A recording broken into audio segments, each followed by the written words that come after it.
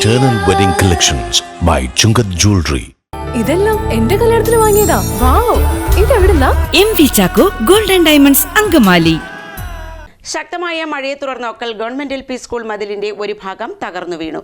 ഞായറാഴ്ച അവധി ദിവസമായതിനാൽ വലിയ ദുരന്തം ഒഴിവായി. സ്കൂളിന് പുറകിലുള്ള കനാൽ ബണ്ട് റോഡിലേക്കാണ് മതിൽ വീണത്.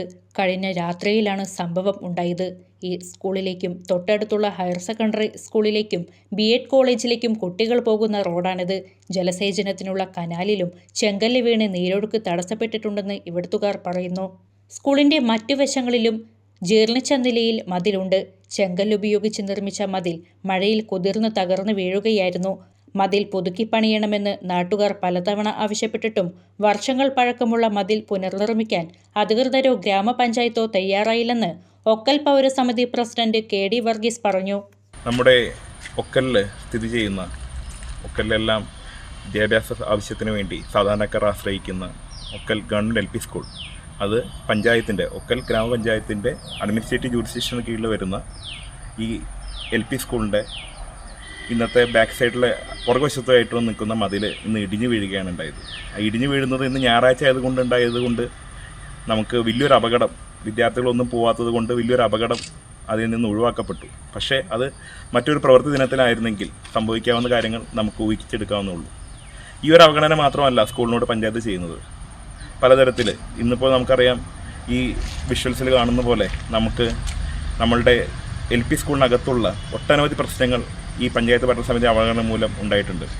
അതിലൊന്നാണ് ശോചനീയമായി കിടക്കുന്ന, കാട് പിടിച്ച് കിടക്കുന്ന അതിൻ്റെ ഒക്കൽ സ്കൂളിൻ്റെ ഓരോ വശങ്ങൾ. അവിടെയെല്ലാം ജന്തുക്കളും മറ്റു വിഷലഭിതമായിട്ടുള്ള ജന്തുക്കളും അടക്കം കുട്ടികൾക്ക് ഭീഷണിയായി മാറിക്കൊണ്ടിരിക്കുകയാണ്. കൂടാതെ നമുക്കറിയാം, ഇവിടെ ഒരു ബയോഗ്യാസ് പ്ലാന്റ് സ്ഥാപിച്ചിട്ടുണ്ടായിരുന്നു. വർഷങ്ങൾക്ക് മുമ്പ് സ്ഥാപിച്ച ബയോഗ്യാസ് പ്ലാന്റ് 2 വർഷത്തോളമായിട്ട് പൂട്ടിക്കിടക്കുകയും അതിനകത്തെ മാലിന്യം കുമിഞ്ഞുകൂടി ദുർഗന്ധം വമിക്കുന്ന രീതിയിലായിരുന്നു ഉണ്ടായിരുന്നത്. പക്ഷേ നിർഭാഗ്യവശാൽ ഇന്ന് ഈ മതിൽ പോകുന്നതിൻ്റെ അവസ്ഥയിൽ തന്നെ, മതിലും മറിഞ്ഞു വീഴുന്ന അവസ്ഥയിൽ തന്നെ അതുമായി ബന്ധപ്പെട്ട് പഞ്ചായത്ത് അധികൃതർ നടത്തിയ നടപടികളുടെ ഭാഗമായി ഇതിൽ ആ ബയോഗ്യാസ് പ്ലാന്റ് പൊട്ടിക്കുകയും അതിൽ നിന്ന് വന്നിട്ടുള്ള വേസ്റ്റ് മലിനജലം നമ്മളുടേതായിട്ടുള്ള ജലസ്രോതസ്സായിട്ടുള്ള ലിഫ്റ്റ് ഇറിഗേഷൻ കനാലിലേക്ക് ഒഴുക്കി വിടുകയാണ് ഉണ്ടായത്.